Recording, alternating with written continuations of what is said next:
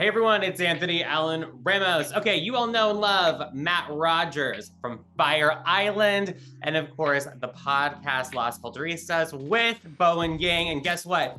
He is out with a brand new Showtime holiday comedy special that is called Matt Rogers. Have you heard of Christmas? And I'm so excited to be chatting with Matt right now. How are you? I love your aesthetic right now. It's very Christmas, decidedly Christmas. Decidedly gay Christmas, and I love this special. It is out now for everyone to stream. But basically, this is kind of a dream come true for you.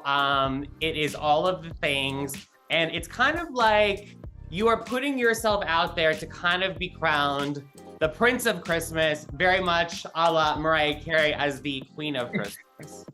It's true. Yeah, we even tried to get her to come on stage and actually crown me the Prince of Christmas. I sent her a letter and everything. She did not respond, which actually is fun because I feel like if she wasn't going to be there and like celebrate and party with me and actually put the crown on my head, the next best thing is for her to I don't know her me. You know what I mean? I sort of iconically I don't know her by Mariah Carey, which you really can't ask for more than that. That's a gay dream in its own right. Well, listen, I mean, the cool thing is that since this has happened, because I know you actually did try to book her, we know that she is the ultimate diva and she's very busy, but you did, see, you put it all out there. You did get to be kind of in her presence because of, thanks to Peloton and Cody Rigsby, because LOL Cody, Mariah pops in and guess what? You're on a bike and the next thing we know, you're touching her hand. Tell us all about that. Cody Rigsby has the talk show LOL Cody for Peloton, and I guess Peloton is like working with Mariah this Christmas season. I guess they're her sponsor or whatever for her trip around the sun this year regarding Christmas. And there had been rumors that she was going to appear on this episode that Bowen and I did. Bowen was Cody's guest and I was the special guest. And lo and behold, she did. She sort of appeared in a cloud of smoke like the elusive Chanteuse was wont to do. She did a quick bit with Cody. And then she needed help getting down from like this pedestal that she was on. And of course, she was wearing like 40,000 inch heels. So she looked at me and said, "Can you help me down?"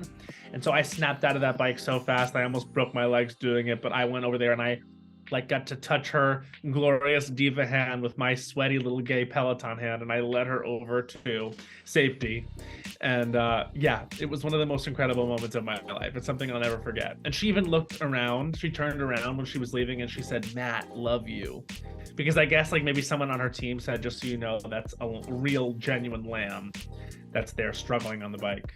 Mariah can spot a lamb, a true lamb, especially when it's a gay lamb. I love it. So good. That was. And I'm easily spotted.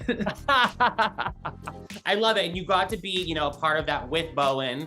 Again, your bestie, who is kind of Cody's guest. I mean, this special though, as much as it is a tribute to Mariah and you know, you're very open and honest with your love of her, it's also super heartfelt because what I love is it was filmed at Joe's Pub for you, which, you know, like no spoiler alert, but at the end you get very teary, emotional. Either you're a very good actor or those are real tears. But like, you know, I know your parents were there. What was that moment like for you? You know, the emotion was definitely genuine. Like there is a little bit of a comedic edge that happens at the end there with the emotion, which I won't give away, but it was definitely really emotional because I came up doing comedy in New York. I went to school at NYU right around where Joe's Pub is located. So that was always sort of, you know, a very aspirational space for me to perform in. And I saw so many iconic, you know, performances there throughout my time in New York when I was just pounding the pavement wanting this to happen. And I remember sitting in the audience several times, looking up at the performer, like hearing just the sound of the acoustics in that space and just thinking to myself, like, wow, that would be really the pinnacle right there, would be to perform on stage and, you know, give this feeling that I'm feeling right now to someone else. Like as a performer, what could be better? And so, you know, when I was taping my special there, and I've been lucky enough to headline Joe's Pub numerous times now, it definitely was emotional, and it snuck up on me a bit because I realized that goal, and I could tell the energy in the room. I felt very held and very supported by not only just my parents, who were absolutely there, but also old friends that I've known since the beginning of doing this that came out to support me, new friends that I met, that I've only been friends with for, less than a year, that I met during Fire Island or anything in life. Just felt like a really good community in the room. And then so all of that came together to result in that emotion. But what really takes me there is knowing that up there on stage with me is Henry Kapersky, who's my collaborator on the show, my ex-boyfriend, my dear friend now. We've been through so much together, and the fact that we're able to stand up there, or he sits, I stand, because he's and do the show together. Just his commitment to the material, his talent, his time just means the world to me. And he as a person is just the best of the best, the creme de la creme. Oh, I love that. Well, I mean, no spoiler. I mean, you said you tried to book Mariah. It didn't happen, but that's okay. But I heard that you wrote a letter. Is that true? Like, what did the letter say? I did write her a letter. I just asked, for her involvement in any way, shape, or form. I also let her know I was not trying to ask for money in any way. Like, I didn't want to make $1 off All I Want for Christmas Is You. I just wanted to be able to sing it at the end because it's how I close out my live shows. But again, we did not hear back. I shared some anecdotes with her about what a huge fan I am. Going all the way back to the Butterfly album in like '98. I'm like a true, genuine, dyed-in-the-wool, no pun intended, lamb. But like I said, it was just as meaningful for her to, in a very elusive chanteuse way, not respond. Like, that was fine.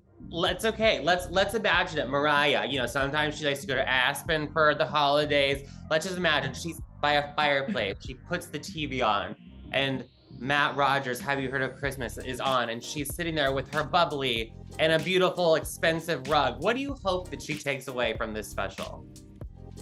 I hope she laughs. You know what I mean? I hope she thinks it's funny. I mean, she seems to have a great sense of humor. I mean, I think she has to, with everything she's been through. And I actually read her book, and she's hilarious in her book, and The Meaning of Mariah Carey, which was her memoir that came out a couple years ago.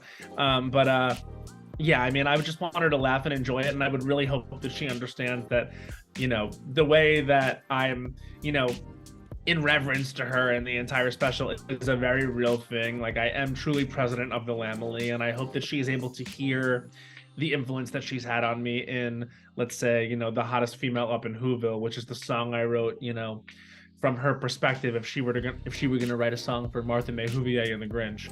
I would hope that she could hear, like, the vocalizations that I do, the little turns of phrase I use, the kinds of lyrics I'm writing, that it's all out of an intense observance of her and a real love for her.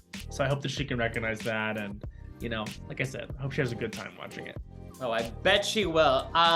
Speaking of good times, of course, you and I caught up over the summer during Fire Island. Loved it so much. I think, I'm so excited that it's still going. I feel like we're still on this momentum. I'm really hoping for a lot of awards and accomplishments. I know it's not all about that, but I want to bring it up because, when we were speaking during premiere, we were like, what if there was a finale, or what if there was a sequel? What could that look like? Who could it be? And remember, we put it out there, Marissa Tomei could come in and be like the lover of Margaret Cho's character. Well, I talked to Margaret, she's in.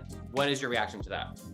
Well, I mean, of course she's in. Like, we're all in, right? Like, I think a few things have to happen in order for that to happen. I mean, we have to have Joel Kim, like, think of an idea for a sequel that's worthy to the first one, because I don't think any of us would really want to do it or should do it unless it said something that was just as poignant and funny and meaningful as the first one. And so if Joel Kim Booster and Andrew Ahn could get on the same page about that, and we found a great, idea, and then they could pay us, and then they could, make it feel like an even, like, bigger, better version of the first one, then it would be great. And then we can talk about Marissa Tomei's schedule. But ultimately, like, I don't think we would ever want to do it if we could all, unless we could all come back And we really found a way to make that happen because it was such an amazing shared experience together. Like, recently our ensemble was acknowledged by the Gotham Awards, and Yeah. you know, you mentioned the awards of it all. It's just funny because none of us did this to win an award. We just really wanted to be part of the project, and then the fact that they're able to, you know, recognize this movie, which is not, I guess, a typical awards type of movie, and understand that something that was really special about it was the ensemble, is kind of amazing because we all felt there was a special kinship together. And so if there was going to be a sequel, I think that's something we should honor, is the fact that, like, you know, the strengths of it were the amazing ensemble and Joel Kim's amazing script. So if he can come up with an amazing idea and he feels great about it and is really energized writing it, and we can get the whole cast back, that would be great. Then we can add Marissa Tomei for a perfect film. You know, and sitting here talking about this special, which is available to stream whenever you want, which I love, on Showtime, I think it does bring up an important conversation around queer film, and just the way, you know, that, yes, it's wonderful to have those in theaters, because we all know, like, we were told as kids, the big thing is to have a movie in the theater. But in reality, I think I'm sitting here like, I love streaming things, and I think streaming film is just as important. It's a different landscape. I know, obviously, with the narrative around Bros, that it, you know, came out in the big box office, you know, in the theater, but then it was a failure, which we know is not the case.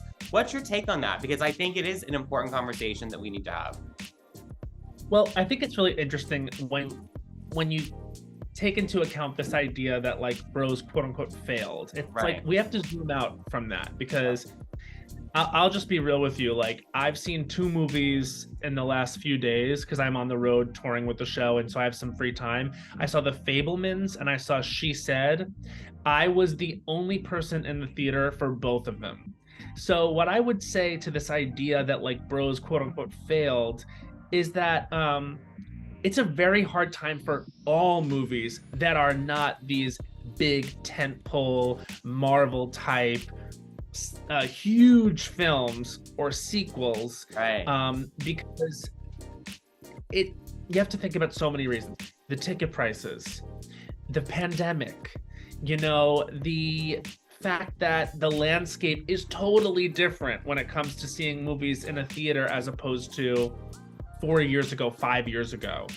And another thing is, like, a couple of the movies that have been released this year are the most successful movies of all time. I mean, Top Gun Maverick, the Spider-Man movie that came out late last year, the Homecoming movie, or Far From Home rather, and now Avatar is going to be huge. These movies are so big because the ticket prices have increased. You know what I mean? Like, that's why they bring in a bigger box office total.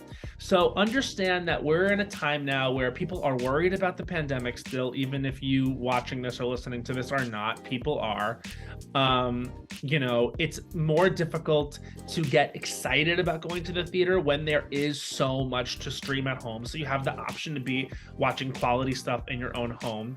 And the economic reality is that these tickets are expensive. And, you know, a lot of people are not just paying for themselves. They are paying for their friends, their family, etc.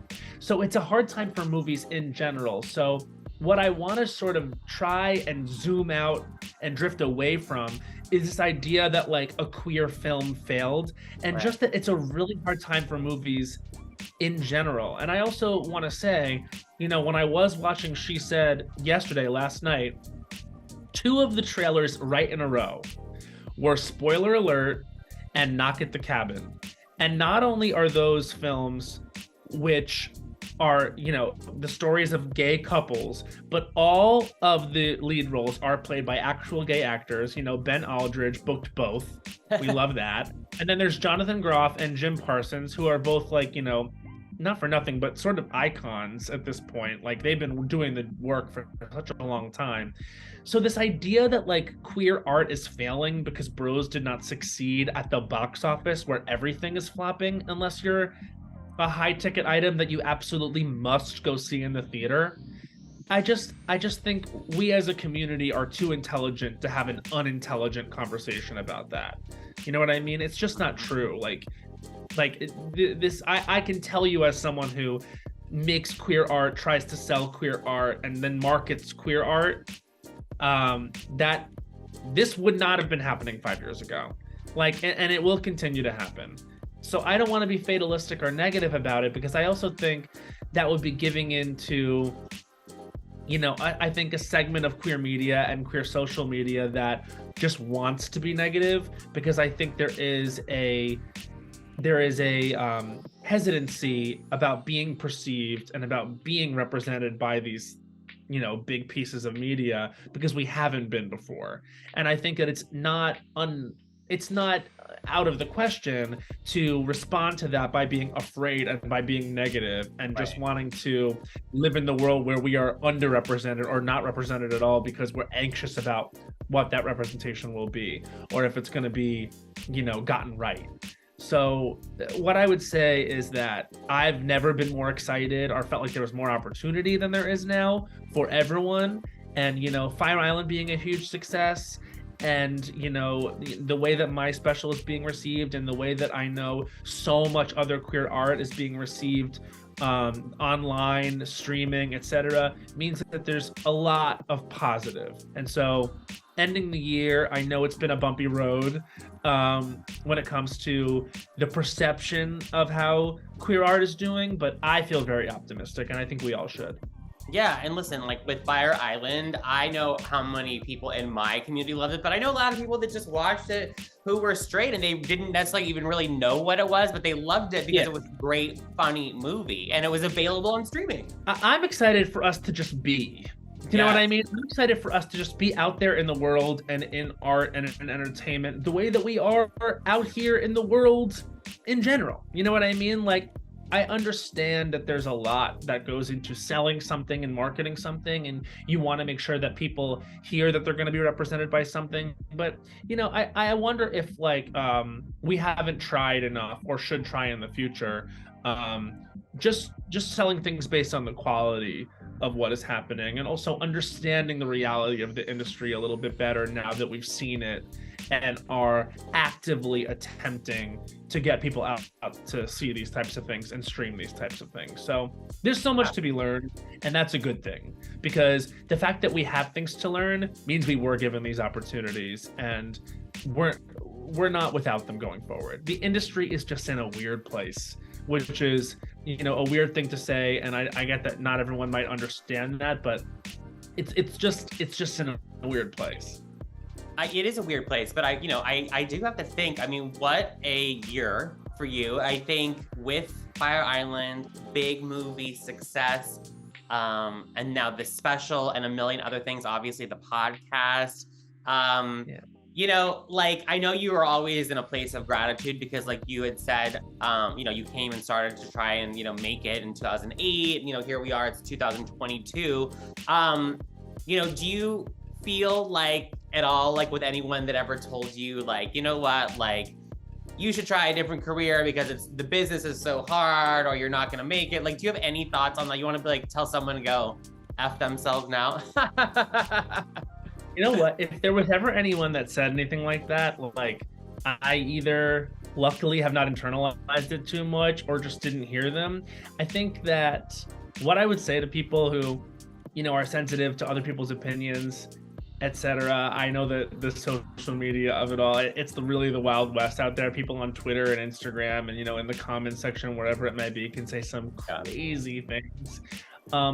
But they really genuinely do not matter. Like, you are the one with the opportunity, you're the one with the talent. And so I guess not to quote Rue, but like, if they ain't paying your bills, pay them bitches no mind, right? Like, it's genuinely true. Like, they can't take a job from you, they can't take a platform away from you. And then in my personal life, like, maybe I'm just lucky and have surrounded myself with the right people, but I don't really have people in my life that doubt me. And, you know, I would caution anyone out there that if there's someone in your life that makes you feel like you're in your head or they're not supporting you, like, that's not really your friend. You know, like, I feel like we're so emboldened and strengthened by people around us encouraging us.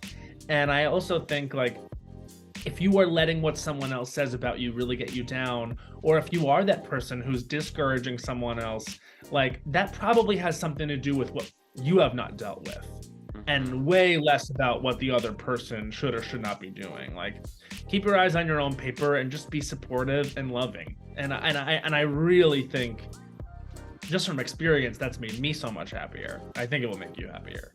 You hear that, people? That is such good advice for career, personal, beyond. I am here for it all. All right, before I let you go, I know you also, in addition to being in the aura of Mariah Carey, you also got to meet Kelly Clarkson, which was so sweet, so heartfelt. You got to tell her all the feels. So I'm just gonna put a couple things out there. You can only pick Mariah Carey or Kelly Clarkson. It's a kind of a head-to-head battle of crazy fantasy, if you get it, situation. Okay, and I do. Well, okay, first of all, fuck you, and second of all, great, let's do it. I accept that. Okay, who would you rather go out drinking with, Mariah Carey or Kelly Clarkson? I think I'd rather go out drinking with Kelly Clarkson just because I really get the sense that she's a tank. Mariah gives lightweight vibes, and I know Kelly likes to knock them back. That's just the vibe I get. What do we think Kelly Clarkson's drink of choice is?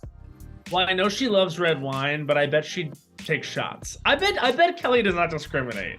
Yeah. The vibe I got from her is like she's the same like on camera as she is off camera, but a lot more like cursing and sort of being ready. Well, like I loved Kelly more than I thought I would. And I thought I would love her a lot. That's right. I love. Okay, let's just put it out there. Okay, you could get access to one of their amazing closets. Is it Mariah Carey's closet or Kelly Clarkson's closet? I think I'd rather see what's happening in Mariah's closet. And that's no shade to Kelly. I just think also like if I can raid one of their closets, like the garments in Mariah's closet are probably worth a little bit more. And honestly, just being in Mariah's closet is probably like I would imagine it's like a 3-story situation, like probably Mariah. Oh, it probably smells really good. It has like temperature, like, yeah, I can see it all happening. Just that's probably more glamour personified, I would say. Let's put this out there. Who do you think would do better on Dancing with the Stars, Mariah Carey or Kelly Clarkson? I think Kelly would do better on Dancing with the Stars. I don't think Mariah has footwear that can necessarily travel well in the ballroom dance sense. I think she probably has prohibitively high heels. And I don't think she'd take them off to put different shoes on. I just think, Mariah's not really the mover I think Kelly is. Kelly's like loose and gets down. So Kelly. Yeah. It's because of the red wine and the shot. She's loose and gets down. Exactly. She's ready to go. She's committed. All right, last one. Who do you think takes longer in the glam chair, Mariah Carey or Kelly Clarkson? We know the answer to that. We'll leave it at that. Well, I hope you never have to choose between your two divas in real life, but I love. And I never will. This is the last time I'll ever play anything like this. That's right. But also I love, you have, like I said, a million things. This comedy special, Matt Rogers, Have You Heard of Christmas, which is available right now on Showtime. Then we have Fire Island, which you can still stream, the podcast with Bowen that is still happening. But also you are actually live in person, kind of ending the year in a big way. How cool is it to get to kind of just be in person, reconnect with the fans, and do, your comedy and what you do so well in that capacity? It's probably been my highlight of what's been an incredible year. I've had so many things, like you said, Fire Island, like I Love That For You, which is a comedy series I'm on with Mayer, Molly Shannon, Jennifer Lewis. That's also on Showtime. So if you're getting Showtime to stream Have You Heard of Christmas, you can also watch that. And then with the special, it's just been so great. And obviously the podcast is such an anchor for me and Bowen, and we have like something really fun planned for the end of the year. But I have to say, like, getting out on the road and, getting to meet the people that have been supporting me and, that are excited about the show. And that has been the highlight. Like, and I get to go to 14 cities and do 15 shows and, have such an amazing response every time. Like, I don't take any second of it for granted. And, I'm actually going to get like a 22 tattooed on my wrist because I love that. Just to commemorate the year. And also 22 is my lucky number. Like it actually was my baseball jersey when I was younger, weirdly enough. And I just feel like that number is always going to give me a good feeling. So I've had some personal stuff go well this year too. So honestly, knock on wood that it's not all downhill from here. But yeah, I've just been really, really fortunate this year, and the tour has been amazing. And wait, you talked about 22, but on the 23rd, you're ending the kind of tour, the run in New York, right? Yeah, I'm at the Town Hall on December 23rd. I have shows this weekend in LA, the 16th and 17th at the Fonda. Those are going to be really fun. And other than that, I'm in Seattle tonight, actually. Portland, I'm doing Denver, I'm doing Austin, San Francisco, and I wrap it all up on the 23rd in New York City, and that'll be a moment. That's going to be really a moment fun. for sure. Yeah. Well, listen, I mean, let's just put it out there. Let's have 22 roll into 2023. Lots of success for you and beyond. It's always so much fun, and I love seeing you on this rise. Let's put our fingers together for Fire Island 2 whenever that happens. And just remind everyone, get in the holiday spirit. You will laugh. You might cry. You'll definitely laugh, though. Matt Rogers, Have You Heard of Christmas is available right now to stream on Showtime.